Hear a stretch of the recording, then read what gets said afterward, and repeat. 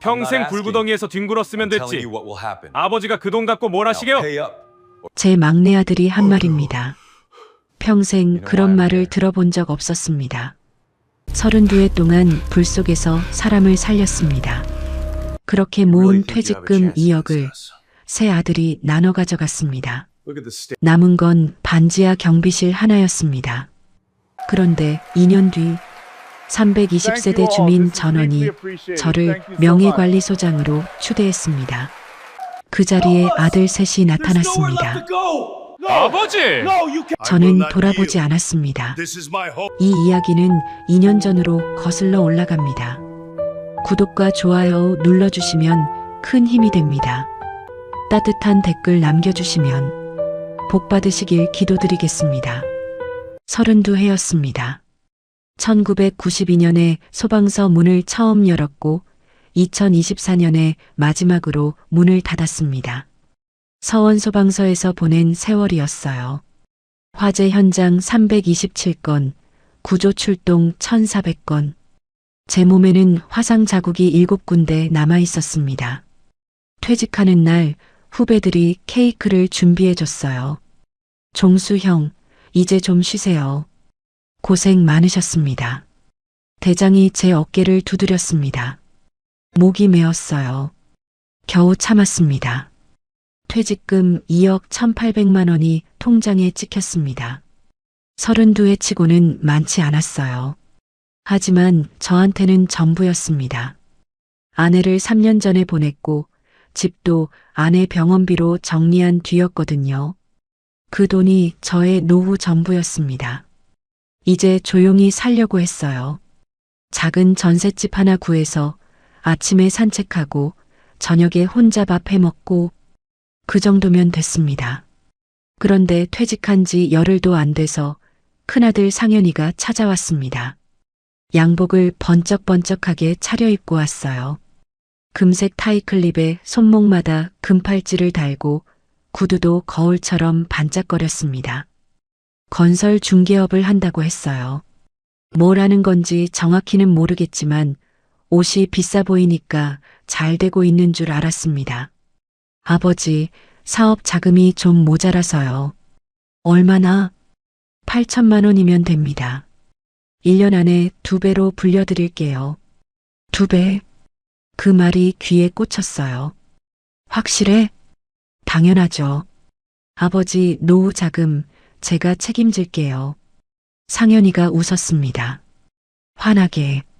저는 통장을 내밀었어요. 아들이 잘 되면 그게 제 노후 아니겠습니까? 그런데 돈을 보내고 나서 상현이가 한마디를 덧붙였습니다. 형제들한테는 비밀로 해주세요. 괜히 오해하면 복잡해지니까. 이상하다는 생각을 못했습니다. 아들이니까요. 석 달이 지났습니다. 이번에는 둘째 상준이가 왔어요. 명품 시계를 차고 폴로 셔츠에 깔끔한 바지를 입고 왔습니다. 가슴에 박힌 로고가 눈에 띄게 컸어요. 아버지, 전세금이 좀 부족해서요. 애들 방도 따로 만들어야 하고요. 상준이는 주머니에서 핸드폰을 꺼내 사진을 보여줬습니다. 5살짜리 손녀 사진이었어요. 방긋 웃는 얼굴이 돌아가신 아내를 닮았더라고요. 심장이 뜨거워졌습니다. 7천만 원이면 됩니다. 손녀 방 따로 만들어 놓을게요. 아버지 오시면 같이 지내시죠. 같이? 그럼요. 큰 방 하나 비워 놓을게요. 코끝이 찡했어요. 같이 살자는 말이 그렇게 듣고 싶었던 말이었습니다. 3년 동안 혼자 밥 먹고 혼자 잠들었거든요. 누군가와 한 지붕 아래 산다는 말이 꿈만 같았어요. 저는 7천만 원을 보냈습니다. 형제들한테는 비밀로 해주세요. 같은 말이었습니다. 그런데 저는 그때도 눈치를 못 챘어요. 손녀 사진에 마음이 팔려 있었거든요. 또 석 달이 지났습니다. 통장에 6,800만 원이 남아 있었어요. 절반 넘게 줄었지만 그래도 괜찮다고 생각했습니다. 큰아들이 2배로 불려준다고 했으니까요. 둘째네 가서 같이 살면 되니까요. 문제는 그 다음이었습니다. 막내 상우가 나타났어요. 찾아온 게 아니라 불쑥 들이닥쳤습니다. 현관문이 벌컥 열렸어요. 번쩍거리는 재킷에 은반지를 주렁주렁 달고 목에는 굵은 은체인까지 걸고 왔습니다. 아버지, 유학자금 5천만 원만 주세요.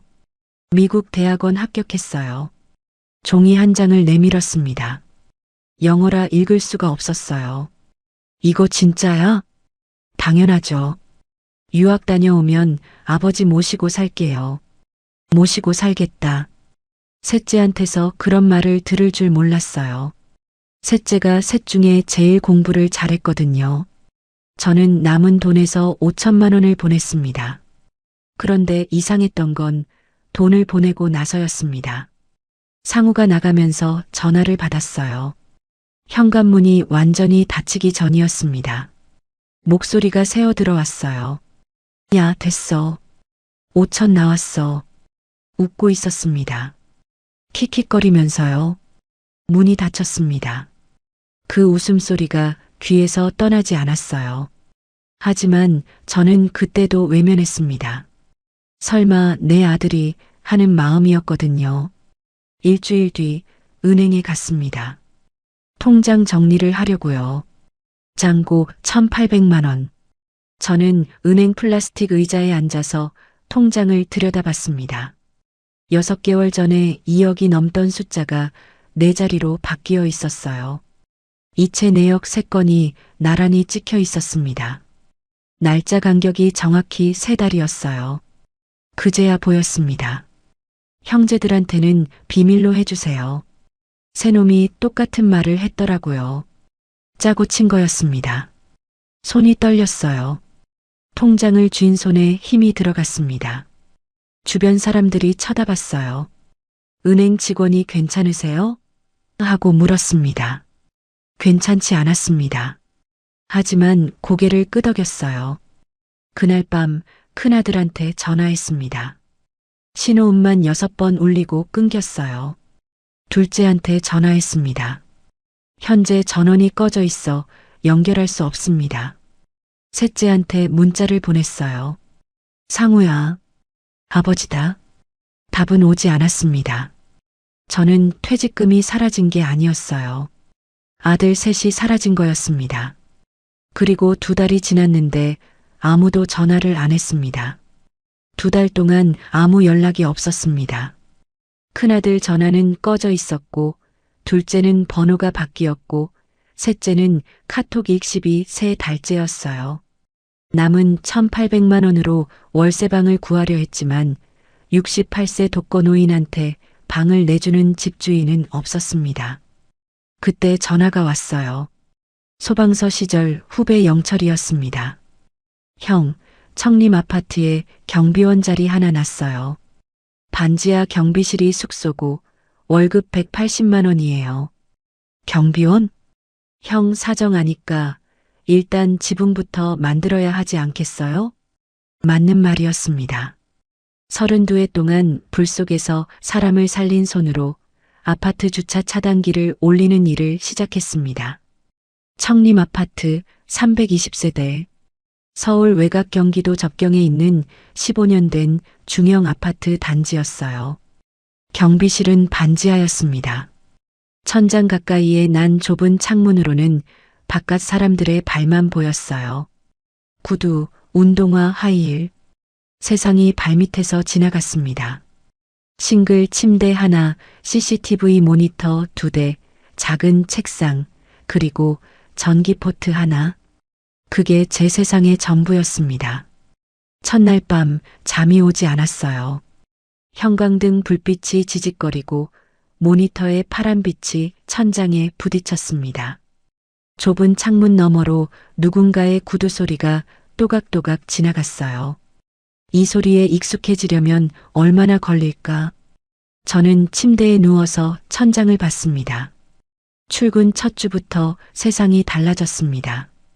경비 아저씨, 택배 좀 받아놔요. 경비, 주차 좀 빼줘. 야, 재활용 이거 아닌데 다시 분리해. 이름은 없었어요. 그냥 경비였습니다. 한 번도 제 이름을 물어본 사람이 없었어요. 가끔 아저씨라고 불러주면 그게 감사한 일이었습니다. 그런데 진짜 문제는 따로 있었습니다. 입주자 대표 회장 한태식. 그 사람을 처음 만난 건 출근 사흘째였어요. 경비실 문을 벌컥 열고 들어왔습니다. 야, 새로운 경비지? 얼굴이 벌겋고 배가 툭 튀어나온 남자였어요. 머리를 짙은 갈색으로 염색했는데 대머리를 가리려고 옆으로 빗어 넘긴 게 역력했습니다. 빨간 골프 조끼에 칼라를 세운 흰 와이셔츠, 손목에 금시계, 새끼손가락에 비치 반지. 거드름이 걸어 들어온 것 같았어요. 네, 박종수입니다. 이름은 필요 없고 여기 규칙 하나 알려줄게. 한태식이 손가락으로 저를 가리켰습니다. 경비가 뭘 아냐? 시키는 것만 해. 주민한테 말 걸지 마. 인사는 90도로. 알겠어? 저는 대답하지 않았습니다. 한태식이 눈을 가늘게 떴어요. 왜 말 못 알아들어?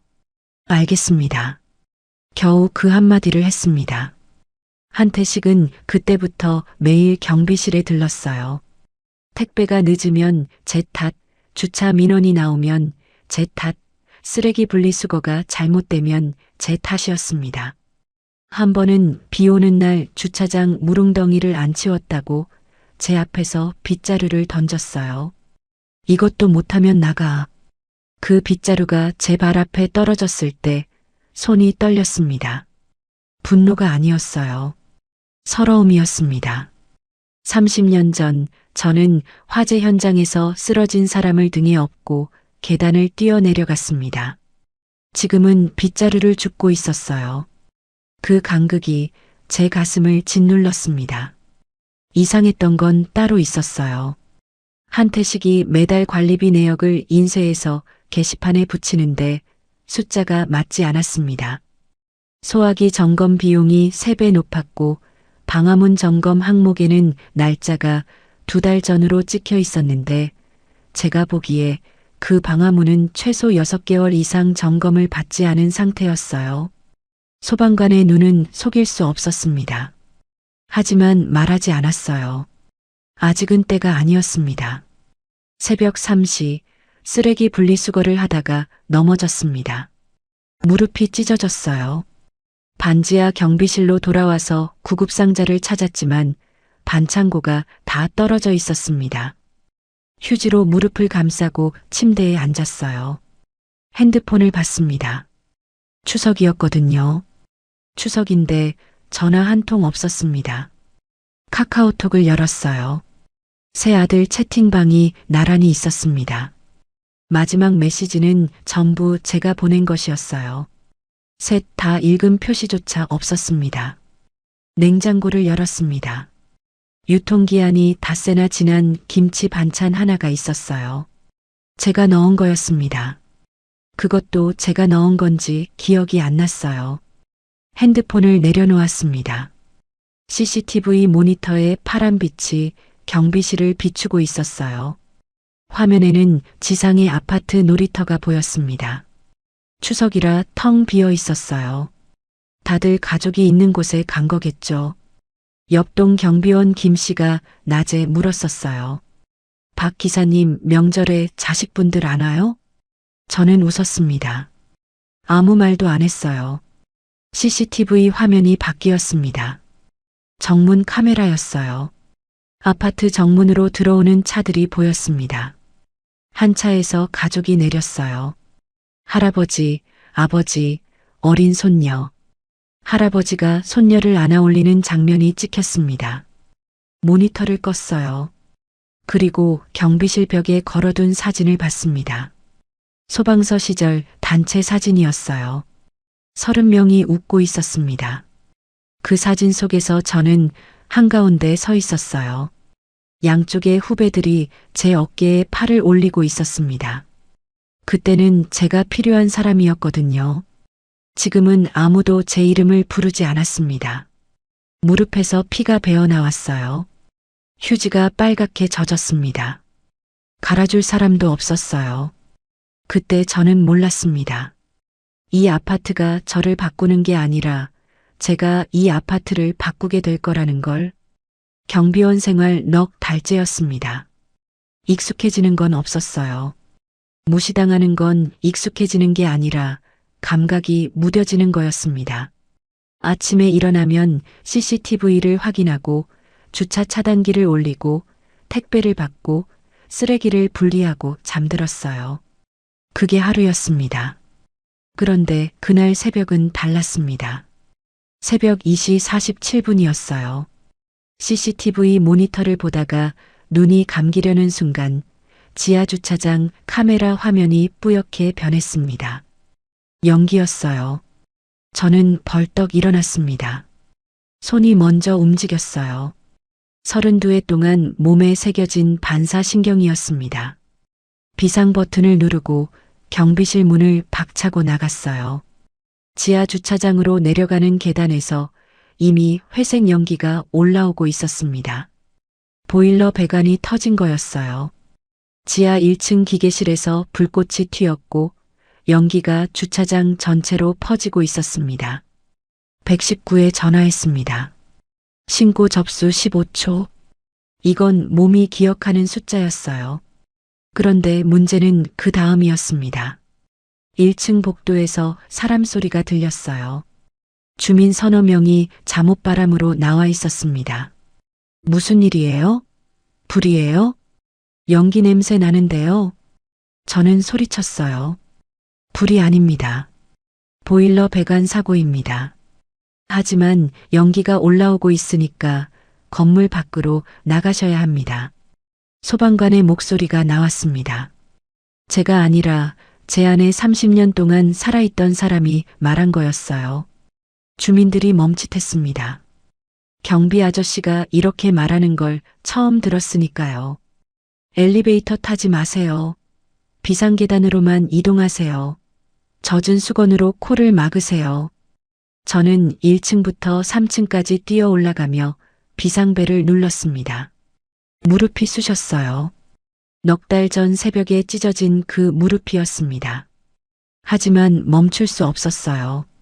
4층에서 주민 한 명이 물었습니다. 아저씨가 왜 이래요? 소방서 불러요. 불렀습니다. 도착까지 8분. 그 전에 지하에 사람이 있는지 확인해야 합니다. 8분.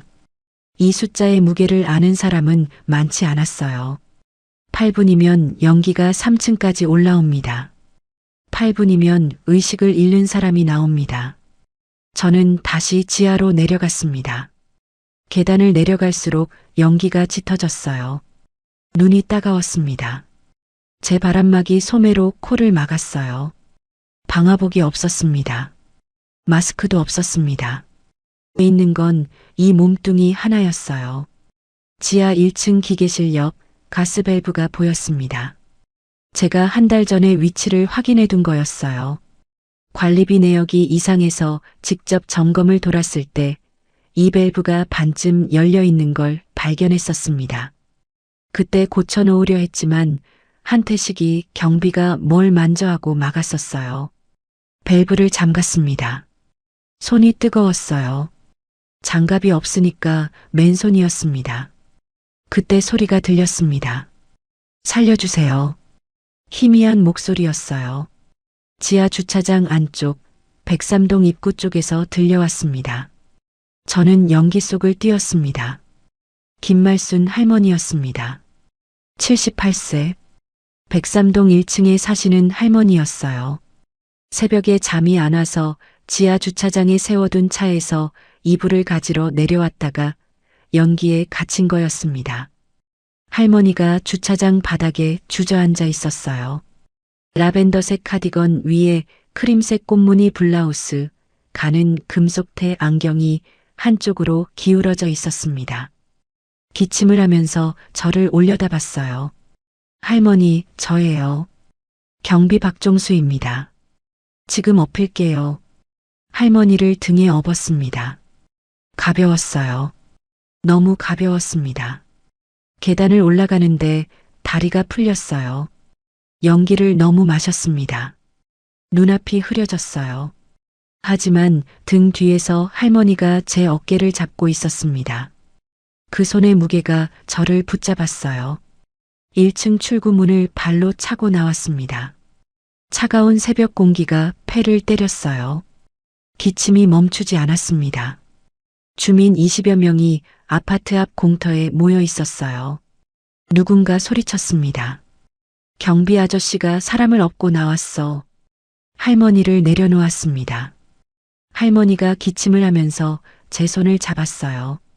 이 양반이 살려줬어. 저는 그 자리에 주저앉았습니다. 무릎에 힘이 없었어요. 손바닥이 벌겋게 되어 있었습니다. 가스밸브 잠글 때 데인 거였어요. 그제야 아팠습니다. 소방차 사이렌이 가까워졌어요. 빨간 불빛이 아파트 벽을 훑었습니다.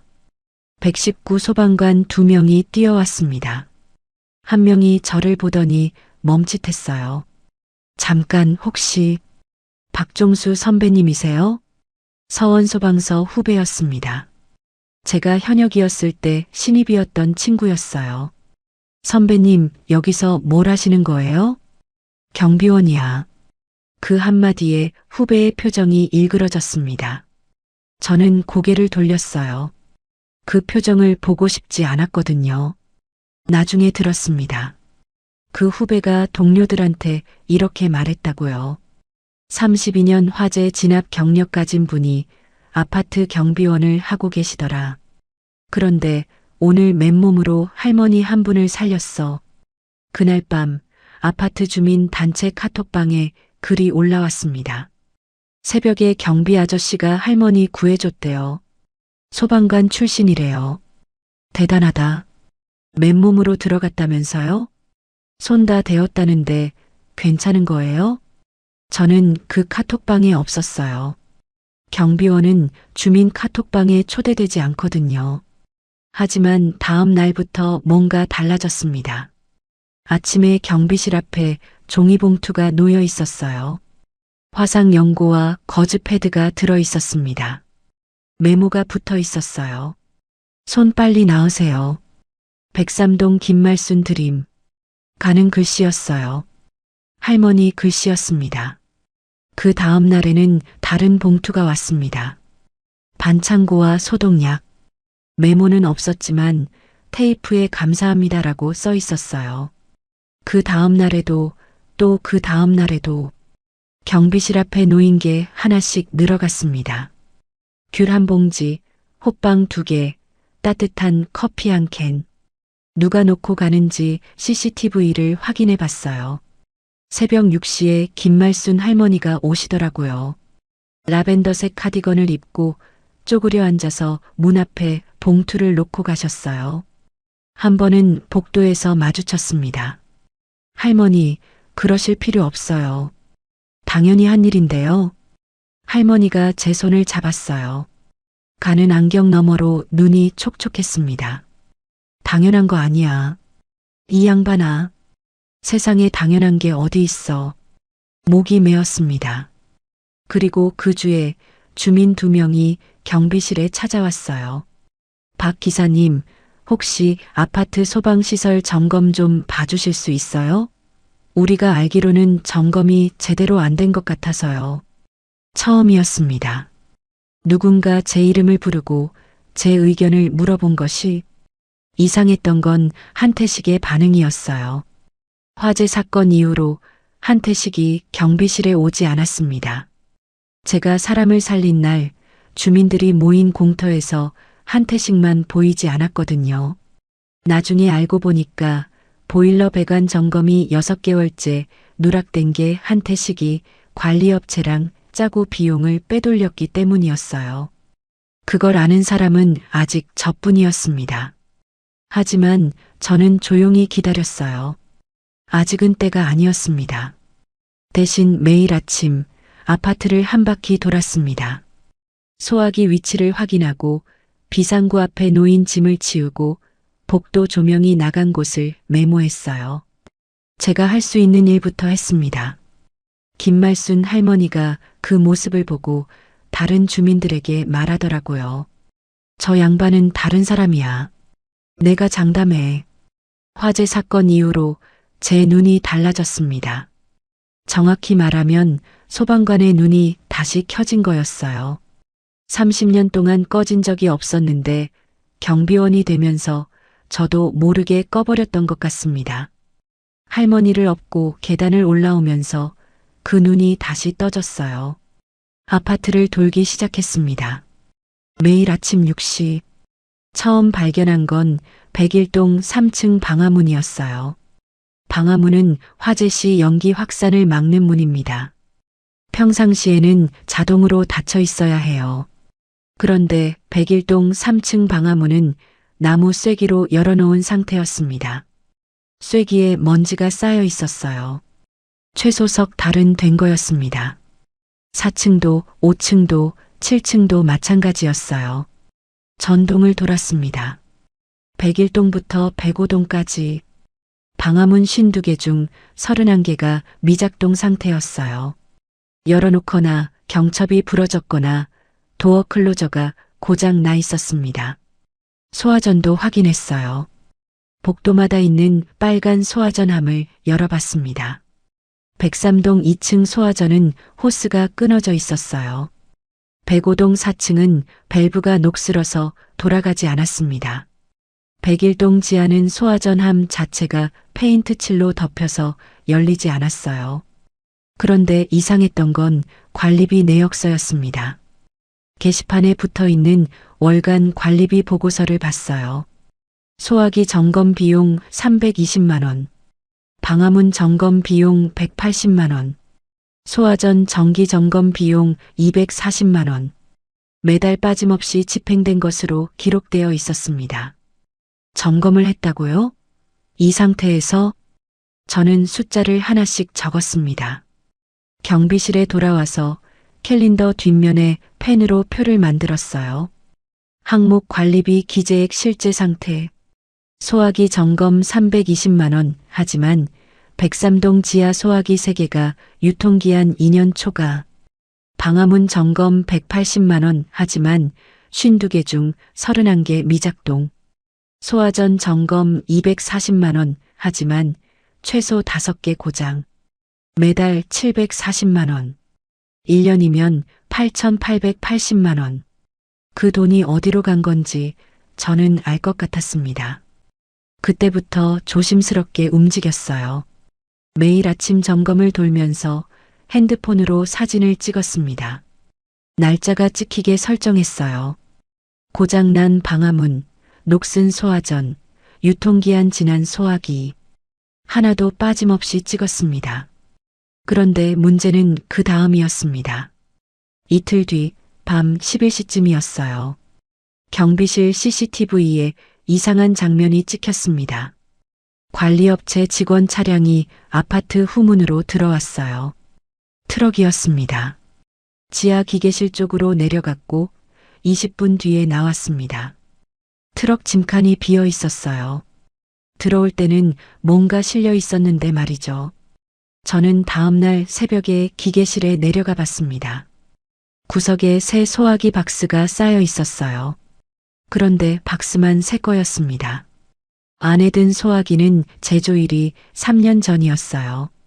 중고 소화기를 새 박스에 넣어서 납품한 거였습니다. 증거를 모으기 시작한 지 3주째였습니다. 핸드폰 사진만 147장이었어요. 방화문, 소화전, 소화기, 비상구에 쌓인 짐더미, 관리비 내역서, 야간, 트럭, CCTV 캡처, 경비실 작은 책상 위에 관리비 내역서, 사본과 사진 출력물을 펼쳐놓고 하나씩 대조했습니다. 소방관 시절에는 화재 원인 조사를 수없이 했었어요. 증거를 모으고 대조하고 빠진 고리를 찾는 일, 몸이 기억하고 있었습니다. 그때 경비실 문이 열렸어요. 한태식이었습니다. 빨간 골프 조끼에 금시계를 차고 평소처럼 거드름을 피우며 들어왔어요.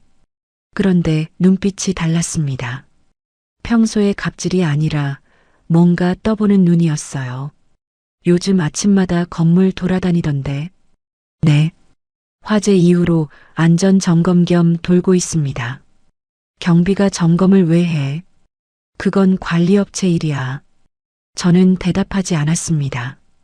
책상 위에 펼쳐놓은 서류가 눈에 들어왔을 거예요. 한태식의 시선이 책상 위를 훑었습니다. 뭐야 이게? 관리비 내역서입니다. 공개 자료니까 보고 있었어요. 한태식의 표정이 순간 굳었습니다. 0.5초였어요. 하지만 저는 그 0.5초를 놓치지 않았습니다. 소방관은 화재 현장에서 0.5초 안에 판단을 내리거든요. 한태식이 웃었습니다. 억지 웃음이었어요. 박 씨, 조용히 일하면 재계약해줄게. 경비원 자리도 쉬운 거 아니잖아. 회유였습니다. 달리 말하면 협박이었어요. 알겠습니다. 저는 고개를 숙였습니다. 하지만 속으로는 다른 생각을 하고 있었어요. 재계약이 아니라 증거가 한 장 더 필요했습니다. 한태식이 나간 뒤 저는 핸드폰을 확인했어요. 한태식이 들어올 때 미리 녹음 버튼을 눌러놨거든요. 경비가 점검을 왜 해부터 조용히 일하면 재계약해주게까지 전부 녹음돼 있었습니다. 그날 밤 김말순 할머니가 경비실에 찾아왔어요. 귤을 한 봉지 들고 오셨습니다. 박 기사님, 요즘 아침마다 건물 도시는 거 봤어. 뭔가 있는 거지?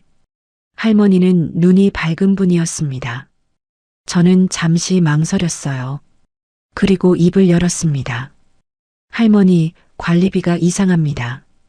점검 비용이 매달 나가는데 실제로는 점검이 안 된 곳이 절반이에요. 할머니가 안경 너머로 저를 바라봤습니다. 눈이 단단해졌어요. 그 한태식이라는 놈, 내가 처음부터 의심했어. 할머니가 먼저 움직였습니다. 다음 날부터 할머니가 아는 주민 몇 명에게 조용히 말을 돌렸어요. 관리비가 이상하다. 경비박 기사님이 증거를 가지고 있다. 할머니의 말에는 무게가 있었습니다. 화재 때 목숨을 구해준 사람의 보증이니까요. 일주일 안에 주민 4명이 경비실을 찾아왔어요. 박 기사님, 저도 관리비 영수증이 이상하다고 생각했었어요. 우리 동 비상구에 짐이 쌓여 있는 거 관리업체한테 말했는데 무시당했어요. 소화전 고장 신고했는데 반년째 그대로예요. 주민들의 증언이 하나씩 모였습니다. 저는 그 증언들을 날짜와 이름과 함께 기록했어요. 소방관 시절 화재 조사 보고서를 쓰듯이 빠짐없이. 그리고 결정적인 증거를 하나 더 찾았습니다. 관리업체 대표 명의와 한태식 명의가 같은 주소지에 등록되어 있었어요. 둘이 처남 매부 사이였습니다. 관리업체 상호는 한빛시설관리였는데 대표 이름이 김정호. 한태식의 처남이었어요. 짜고 치는 고스톱이었습니다. 제 손에는 사진 147장, 녹음 파일 1개, 주민 증언 사건, 관리비 내역 대조표, 그리고 관리업체와 입주자 대표의 친족관계 증거가 있었습니다. 나중에 알고 보니 한태식은 그 주의 관리업체한테 전화를 했더라고요. 그 경비 아저씨가 자꾸 돌아다니니까 주의해. 그 전화를 관리업체 직원이 주민 한 명에게 흘렸고 그 주민이 저한테 알려줬습니다. 한태식은 저를 해고하려 했어요. 하지만 화재 사건 이후 주민들 사이에서 제 이름이 알려진 뒤라 함부로 움직이지 못했습니다. 경비원을 자르면 주민들이 가만히 있지 않을 거라는 걸 알았던 거예요. 저는 그 주 일요일 아파트 단지 안쪽 벤치에 앉아 있었습니다. 김말순 할머니와 나란히요. 할머니가 물었어요. 다 모은 거야? 네. 그럼 언제 터뜨릴 거야? 다음 달 주민총회가 있습니다. 할머니가 제 팔을 톡 쳤어요. 잘 생각했어. 내가 도와줄게. 저는 웃었습니다. 몇 달 만에 처음 웃은 것 같았어요. 경비실로 돌아오는 길에 주민 한 명이 인사했습니다. 박 기사님, 오늘도 수고하세요. 박 기사님. 경비 아저씨가 아니라 박 기사님. 그 호칭이 바뀐 게 작은 일 같았지만 저한테는 전부였습니다. 그리고 저는 그 증거들을 들고 주민총회에 섰습니다. 주민총회 날이 왔습니다. 1층 다목적실에 흰 접이식 의자 80개가 깔렸어요. 정기총회라 관심이 없는 주민이 대부분이었습니다. 보통은 20명도 안 오거든요. 그런데 그날은 달랐어요. 김말순 할머니가 일주일 동안 동네를 돌면서 한마디씩 했거든요. 총회에 와요. 볼 거 있어. 할머니의 말에는 힘이 있었습니다. 화재 때 목숨을 건진 할머니가 직접 말하니까 사람들이 움직였어요. 의자 80개가 부족했습니다. 벽에 기대 서 있는 사람까지 합치면 120명이 넘었어요. 한태식이 연단에 앉아 있었습니다. 빨간 골프 조끼에 금시계, 비치 반지. 평소처럼 거드름을 피우고 있었지만 눈이 불안하게 움직였어요. 사람이 이렇게 많이 올 줄 몰랐던 겁니다. 총회가 시작되고 한태식이 관리비 보고를 했습니다. 빔 프로젝터로 PPT를 띄웠어요. 숫자가 깔끔하게 정리되어 있었습니다. 아무 문제 없다는 듯이 올해 관리비 집행 내역은 이상 없습니다. 질문 있으시면 받겠습니다. 조용했어요. 매년 이렇게 넘어가는 거였습니다. 아무도 질문하지 않고 10분 만에 끝나는 형식적인 총회. 그런데 그때 뒤에서 손이 올라갔습니다. 제 손이었어요. 질문 있습니다. 한태식이 저를 봤어요. 표정이 순간 일그러졌다가 억지 웃음으로 바뀌었습니다. 경비원이 무슨 질문이야? 주민만 발언권이 있어. 주민총회 운영 규정 12조에 의하면 관리 직원도 안건과 관련된 사항에 대해 발언할 수 있습니다. 저는 미리 규정을 외워뒀어요. 소방서에서 화재 조사 보고할 때 법조항 외우던 버릇이 여기서 쓸모가 있었습니다. 주민 몇 명이 고개를 돌렸어요. 말해보세요. 들어봅시다. 김말순 할머니가 맨 앞줄에서 고개를 끄덕였습니다. 저는 일어섰어요. 다리가 떨렸습니다. 하지만 손은 떨리지 않았어요.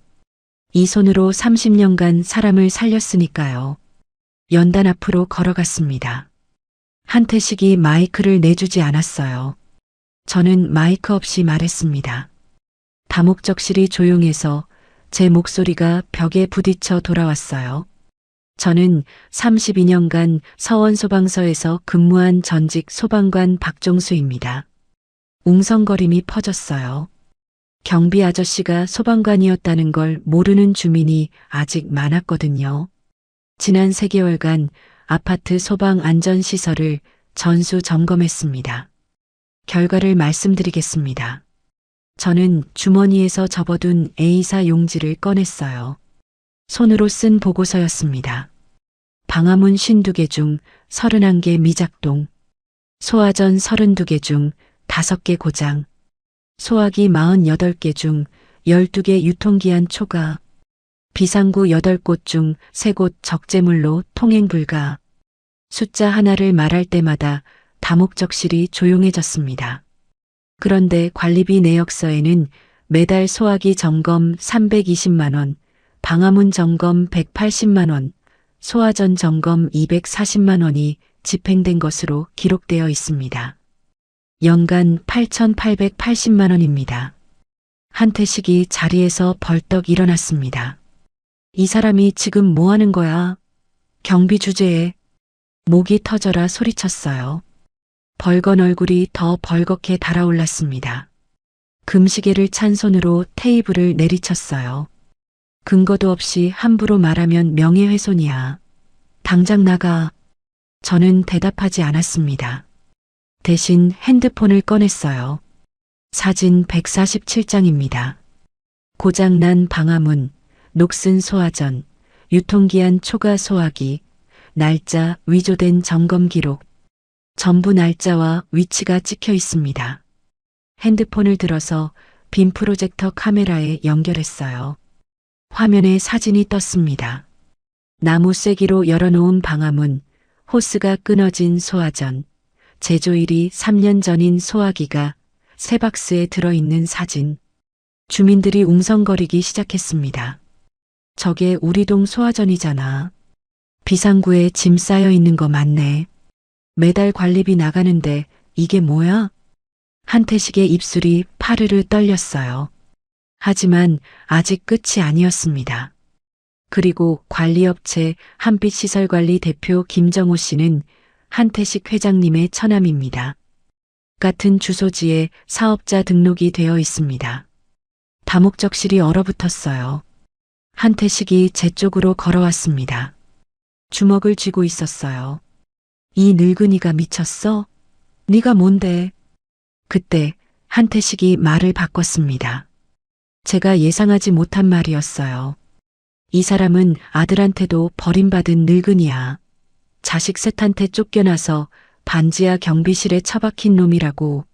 이런 사람 말을 누가 믿어? 심장이 멈추는 것 같았습니다. 120명의 시선이 저를 향했어요. 수군거림이 퍼졌습니다. 자식한테 버림받았다고? 진짜야? 소리가 들렸어요. 저는 마이크를 잡았어요. 손이 떨렸습니다. 이번에는 진짜 떨렸어요. 그때였습니다.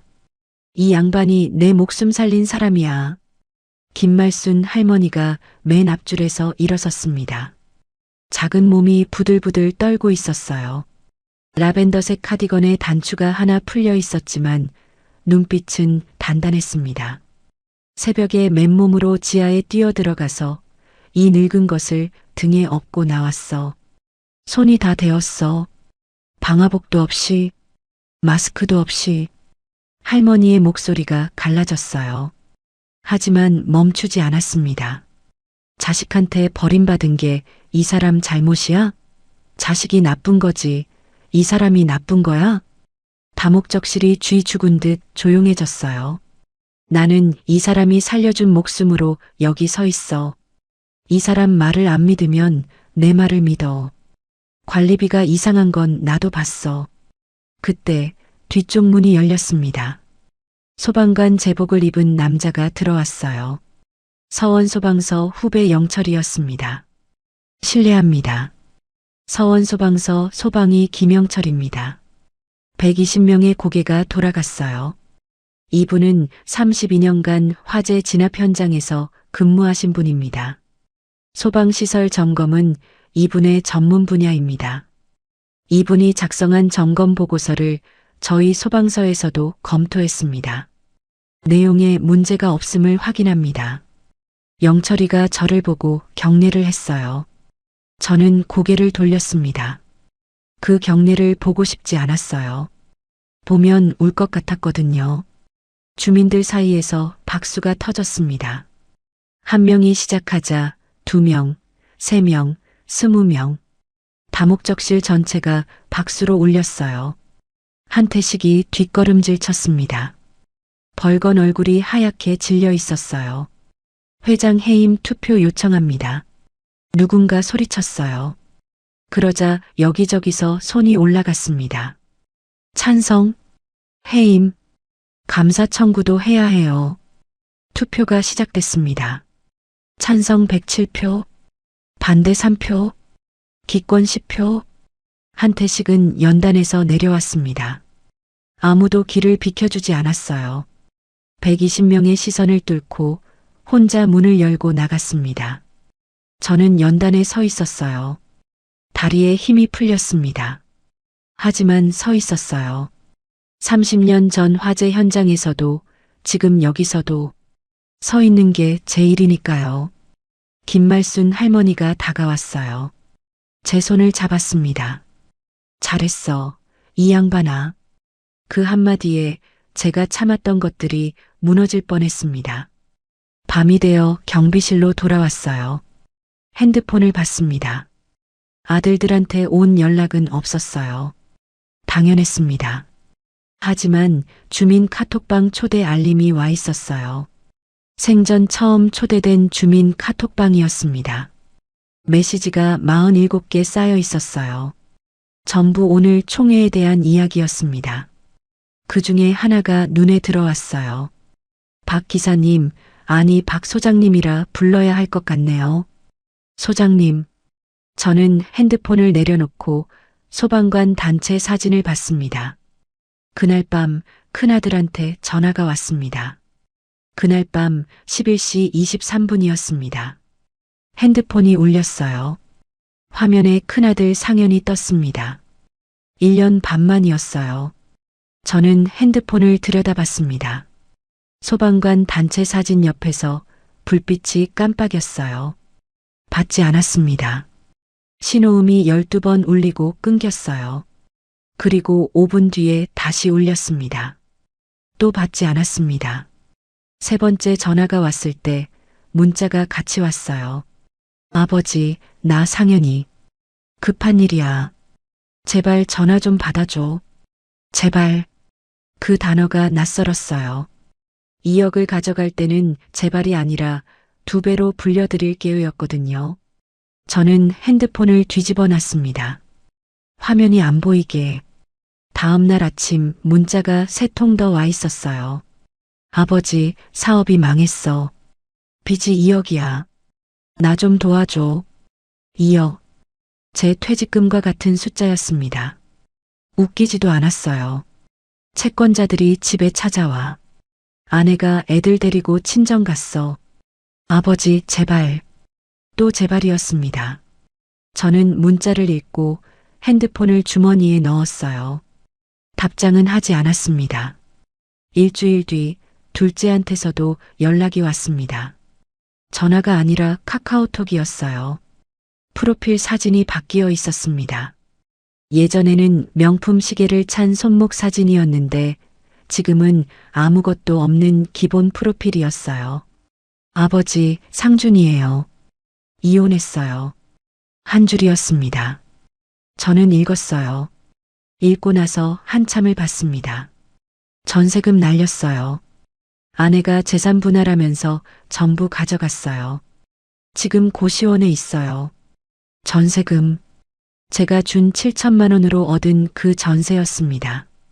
손녀 방 따로 만들어 놓겠다던 그 집이었어요. 손녀 양육권도 아내한테 갔어요. 저는 핸드폰 화면을 오래 봤습니다. 손녀 얼굴이 떠올랐어요. 돌아가신 아내를 닮은 방긋 웃는 얼굴. 그 아이를 보려고 7천만 원을 줬었습니다. 하지만 답장은 하지 않았어요. 나중에 알고 보니 둘째 상준이는 전세금 7천만 원을 아파트에 넣지 않았더라고요. 주식에 넣었다가 반 토막이 났고 나머지는 아내 명의 적금으로 빠져나간 거였어요. 처음부터 손녀 방은 없었습니다. 셋째는 직접 왔습니다. 경비원 생활 1년 3개월째 되던 날 새벽 5시였어요. CCTV에 익숙한 실루엣이 찍혔습니다. 경비실 계단을 내려오는 남자. 메탈릭 bomber 재킷이 색이 발에 있었고 체인 목걸이가 가늘어져 있었습니다. 셋째 상우였어요. 경비실 문을 두드렸습니다. 저는 문을 열었어요. 상우가 거기 서 있었습니다. 1년 반 전에 평생 불구덩이에서 뒹굴었으면 됐지라고 했던 그 입으로 이번에는 아무 말도 못하고 있었어요. 얼굴이 달라져 있었습니다. 볼이 꺼지고 눈밑이 시꺼맸어요. 왼쪽 볼에 상처가 있었습니다. 사채업자한테 맞은 거라는 걸 보지 않아도 알았어요. 아버지, 목소리가 갈라졌습니다. 유학은 안 갔어요. 그 돈 도박에 썼어요. 알고 있었습니다. 처음부터 알고 있었어요. 현관문이 닫히기 전에 들었던 야, 됐어. 5천 나왔어. 그 전화 통화를. 저는 1년 반 동안 그 목소리를 잊은 적이 없었습니다. 사채가 8천만 원이에요. 이자가 눈덩이처럼 불어서 아버지, 저 좀 살려주세요. 상우가 무릎을 꿇었습니다. 경비실 콘크리트 바닥에 새벽 5시 형광등 불빛 아래에서 저는 상우를 내려다봤어요. 이 아이가 태어났을 때 제가 처음 안았습니다. 2.9kg. 세상에서 제일 가벼운 무게였어요. 그 아이가 지금 제 발 앞에 무릎을 꿇고 있었습니다. 심장이 아팠어요. 하지만 떠올랐습니다. 평생 불구덩이에서 뒹굴었으면 됐지. 아버지가 그 돈 갖고 뭘 하시게요? 그 비웃음이, 그 반쯤 감은 눈이, 손바닥을 위로 내밀던 그 손이. 상우야. 저는 입을 열었어요. 1년 반 전에 내가 나한테 한 말 기억하냐? 상우가 고개를 들었습니다. 눈이 흔들렸어요. 아버지, 그때는 제가 미쳤었어요. 제발. 그래. 넌 미쳤었고 나는 바보였다. 저는 문을 잡았습니다. 하지만 두 번은 없어. 문을 닫았어요. 상우가 문 밖에서 소리쳤습니다. 아버지, 아버지, 문 좀 열어줘요. 저는 침대에 앉았습니다. 상우의 소리가 경비실 철문을 타고 울렸어요. 10분이 지나자 소리가 잦아들었습니다. CCTV를 봤어요. 상우가 경비실 계단에 앉아서 고개를 숙이고 있었습니다. 어깨가 들썩였어요. 울고 있었습니다. 20분 뒤에 상우가 일어나서 갔습니다. 저는 창문 너머로 상우의 발을 봤어요. 운동화 밑창이 달아 있었습니다. 그 발이 아파트 정문을 나가서 사라졌어요. 손이 떨렸습니다. 주먹을 쥐었어요. 이를 악물었습니다. 그날 아침 경비실 앞에 김말순 할머니가 서 있었어요. 귤 봉지를 들고요. 어젯밤에 누가 찾아왔던데. 아들이야? 할머니는 다 알고 있었습니다. 네. 괜찮아? 저는 웃었어요. 괜찮지 않았습니다. 괜찮습니다. 할머니가 귤 봉지를 건네며 말했어요. 괜찮지 않아도 돼. 이 양반아. 그게 당연한 거야. 저는 귤을 받았습니다. 손이 아직 떨리고 있었어요. 할머니가 그 손을 봤지만 아무 말하지 않았습니다.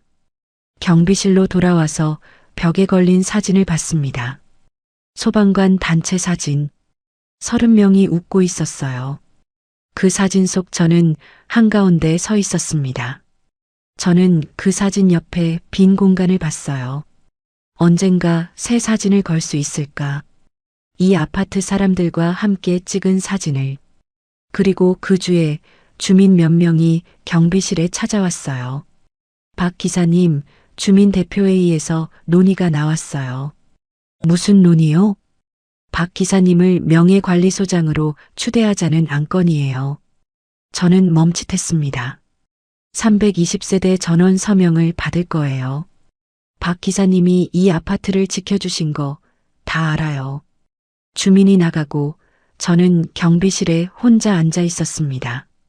명예관리소장, 경비 아저씨가 아니라, 박 기사님이 아니라, 소장님, 저는 천장을 봤습니다.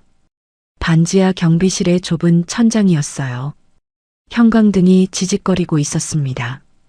그런데 그 천장이 처음으로 낮지 않았어요. 그리고 2달 뒤 주민들이 저를 찾아왔습니다. 320세대 전원 서명이 완료됐습니다. 2달이 걸렸어요. 김말순 할머니가 101동부터 돌기 시작했고 화재 때 대피를 도왔던 주민들이 102동과 103동을 맡았습니다. 104동은 주민총회에서 손을 들었던 분들이, 105동은 관리비 횡령에 분노한 젊은 세대가 움직였어요. 서명지가 경비실로 도착한 날 저는 종이 뭉치를 들고 한참을 봤습니다.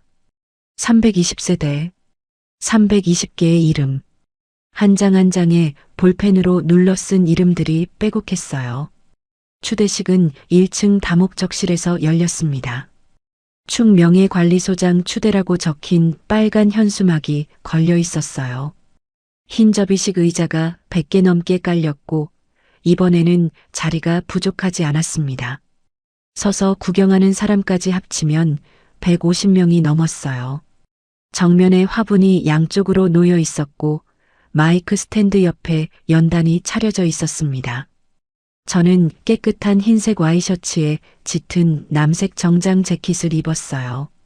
경비실 옷장에 하나뿐인 정장이었습니다. 아내 장례식 때 입었던 옷이에요. 가슴에 빨간 코사지 꽃을 달았습니다. 손이 떨려서 김말순 할머니가 대신 달아줬어요. 떨지 마. 이 양반아. 떨리는 게 아니라 익숙하지 않은 겁니다. 할머니가 웃었어요. 감사패를 받았습니다. 청림 아파트의 수호자 박종수 명예관리소장에게 나무 액자에 금박 글씨였어요. 두 손으로 받았습니다. 무거웠어요. 나무의 무게가 아니라 320개 이름의 무게였습니다. 박수가 터졌어요. 100명이 넘는 사람들이 일제히 손뼉을 쳤습니다. 그 소리가 다목적실 벽에 부딪혀 돌아왔어요. 소방서 퇴직할 때 후배들이 쳐준 박수와는 다른 소리였습니다. 그때는 헤어짐의 박수였고 지금은 시작의 박수였어요. 목이 메었습니다. 눈시울이 뜨거워졌어요. 겨우 참았습니다. 그때였습니다. 다목적실 유리문이 벌컥 열렸어요. 아들 셋이 들어왔습니다. 큰아들 상현이가 먼저였어요. 구겨진 핀스트라이프 정장에 타이클립은 없었고 셔츠 칼라가 접혀 있었습니다. 금팔찌는 그대로였지만 부은 얼굴이 야위어 있었고 왼쪽 눈 근처에 희미한 멍이 있었어요. 뒤에 둘째 상준이 세탁 안 한 듯 구겨진 폴로 셔츠에 얼룩진 치노 바지, 명품 시계는 사라져 있었습니다. 맨 뒤에 셋째 상우, 색바랜 bomber 재킷에 늘어난 검은 티셔츠, 볼에 상처가 아직 남아 있었어요. 150명의 시선이 입구로 쏠렸습니다. 수군거림이 퍼졌어요. 저 사람들 누구야? 아들들 아니야? 퇴직금 빼간 아들들이래. 아들 셋이 연단 쪽으로 걸어왔습니다. 큰아들이 입을 열었어요. 아버지, 이제 잘 되셨으니까 우리 얘기 좀 들어주세요. 잘 되셨으니까. 그 말이 귀에 꽂혔습니다. 2년 전에도 같은 패턴이었어요. 돈이 있으니까 찾아오고 돈이 없으면 사라지는. 나중에 알고 보니 추대식 소식이 지역 인터넷 커뮤니티에 올라갔더라고요. 전직 소방관 경비원, 아파트 명예관리소장 추대. 아들들은 그 글을 보고 온 거였습니다. 아버지가 다시 쓸모 있어졌다고 판단한 거예요. 저는 감사패를 내려놓았습니다. 그리고 마이크를 잡았어요. 잠시만요. 다목적실이 조용해졌습니다. 이 자리를 빌려서 한 가지만 말씀드리겠습니다. 저는 아들 셋을 바라봤어요. 그리고 주민들을 봤습니다. 150명의 눈이 저를 향하고 있었어요. 저는 32년간 소방관이었습니다. 퇴직금 2억 1,800만 원을 모았습니다. 목소리가 떨리지 않았어요. 이상하게 이 순간만큼은 큰아들이 사업 자금이라며 8천만 원을 가져갔습니다. 둘째가 전세금이라며 7천만 원을 가져갔습니다. 셋째가 유학 자금이라며 5천만 원을 가져갔습니다. 세 사람 모두 형제한테 비밀이라고 했습니다. 아들 셋의 얼굴이 하얗게 변했어요. 큰아들의 사업은 처음부터 없었습니다. 둘째의 손녀방도 없었습니다. 셋째의 유학도 없었습니다. 다목적실에서 탄식이 새어나왔어요. 누군가 세상이라고 중얼거렸습니다. 2년 동안 아무도 전화하지 않았습니다. 추석에도 설날에도 제 생일에도. 지금 이 자리에 나타난 건 제가 다시 쓸모 있어 보였기 때문입니다. 큰아들이 입을 열었어요. 아버지, 그게 아니라. 됐다. 제 목소리가 다목적실을 잘랐습니다. 나는 너희를 용서할 생각이 없다. 150명 앞에서 말했습니다. 떨리지 않았어요. 너희가 가져간 건 돈이 아니다. 아버지를 가져간 거야. 큰아들이 고개를 숙였습니다. 둘째가 입술을 깨물었어요. 셋째가 눈을 감았습니다. 주민들 사이에서 분노 어린 시선이 쏟아졌어요. 저런 놈들이 있어? 소방관 아버지한테 그럴 수가 있냐? 나가라고. 아들 셋이 고개를 숙인 채 돌아섰습니다. 150명의 시선을 뚫고 유리문을 열고 나갔어요. 저는 돌아보지 않았습니다. 아들들이 나간 뒤 다목적실이 잠시 조용했습니다. 김말순 할머니가 먼저 일어났어요. 박수를 쳤습니다. 한 명이 따라 일어났어요. 2명, 5명, 20명, 150명 전원이 일어섰습니다. 기립박수였어요. 저는 감사패를 가슴에 안았습니다. 청림 아파트의 수호자. 그 글씨가 눈앞에서 흐려졌어요. 눈물이었습니다. 참을 수 없었어요. 마이크를 잡았습니다. 감사합니다. 겨우 그 한마디를 했어요. 더 말하고 싶었지만 목이 막혔습니다. 그날 밤 경비실로 돌아왔어요. 정장을 벗고 트레이닝복으로 갈아입었습니다. 침대에 앉아서 감사패를 봤어요. 그리고 벽에 걸린 소방관 단체 사진을 봤습니다. 30명이 웃고 있었어요. 그 사진 옆에 빈 공간이 있었습니다. 저는 주머니에서 핸드폰을 꺼냈어요. 오늘 추대식에서 주민 한 명이 보내준 사진이 있었습니다. 연단에 서 있는 저와 박수를 치는 주민들. 150명의 얼굴이 작게 찍혀 있었어요. 내일 이 사진을 인화해서 걸어야겠다고 생각했습니다. 아들들한테서 그 뒤로 연락은 오지 않았어요. 오지 않을 거라는 걸 알았습니다. 그래도 괜찮았어요. 2년이 지났습니다. 매일 아침 6시 저는 아파트 단지를 한 바퀴 돕니다. 소화기를 확인하고 방화문을 점검하고 비상구 앞을 정리합니다. 예전에는 의무였지만 지금은 습관이에요. 한 바퀴를 돌고 나면 놀이터 벤치에 앉아서 커피를 마십니다. 김말순 할머니가 매일 아침 경비실 앞에 따뜻한 커피를 놓아두시거든요. 4년째 하루도 빠지지 않았어요. 산책길에서 아이들을 만납니다. 토요일마다 단지 내 어린이 소방안전교실을 열거든요. 소화기 사용법, 대피 요령, 비상구 위치 찾기. 아이들이 저를 소장님이라고 부릅니다. 소장님, 안녕하세요. 오늘 아침에도 백삼동에 사는 7살짜리 민서가 뛰어왔어요. 저는 손을 흔들었습니다. 경비실로 돌아오면 벽에 사진 2장이 걸려 있습니다. 왼쪽은 소방서 단체 사진. 30명이 웃고 있어요. 오른쪽은 추대식 날 사진. 150명이 웃고 있습니다. 두 사진 속에서 저는 한가운데 서 있었어요. 아들들한테서 연락은 끊겼습니다. 큰아들은 채무 조정 중이라고 들었어요. 둘째는 지방에서 일용직을 한다고 합니다. 셋째는 어디 있는지 모릅니다. 가끔 새벽에 핸드폰을 봅니다. 아무 알림도 없는 화면이 어둠 속에서 빛나요. 그런 날이면 소방관 단체 사진을 봅니다. 그리고 그 옆에 걸린 150명의 얼굴을 봅니다. 괜찮아. 저는 혼자가 아니니까. 오늘도 아침이 밝았습니다. 반지하 창문 너머로 사람들의 발이 지나갑니다. 구두, 운동화, 아이들 장화. 2년 전에는 그 발들이 제 머리 위를 지나가는 것 같았어요. 지금은 다릅니다. 그 발들이 멈추거든요.